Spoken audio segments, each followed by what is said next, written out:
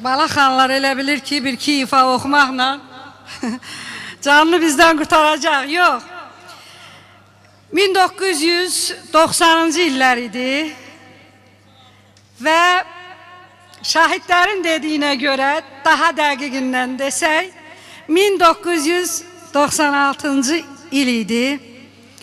20 il, düz 20 il bundan öncə Aşıq xanlar sarayların birində, salonların birində konsert verirdi.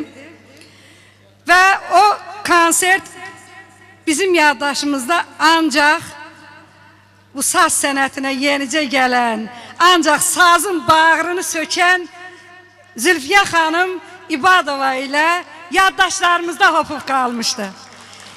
Zülfiyə xanım bugün dünya ilə birdir.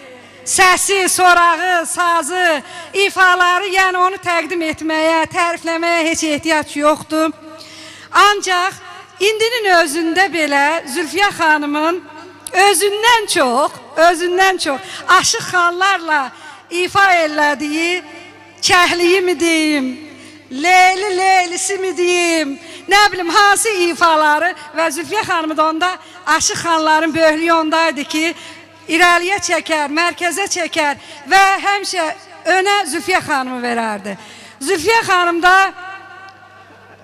nər xanımlarımızdandır, ər xanımlarımızdandır. Yəni sazı, saz ləyaqətində yaşadan xanımlarımızdandır. Zülfiyəni o elə obaya sevdirən də elə onun, bax o saza olan hörməti, o ağa yanalığı, o xanım xatınlığıdır. Həmin o illərdən bəri idi ki, Zülfiyə xanım bizim yaddaşımızda qalmışdı. Bugün 20 il önə qaytarmaq istəyirəm sizi. Xanlar və Zülfiyə duetinə. Gəlin baxaq görək alınırmı? Alqışlarınızı. Deyirəm ancaq əziz qonaqlar, qəribə burasıdır ki, xanlar həm cavanlaşıb, mən yaşlanmışam ha, 20 ildən bu yana.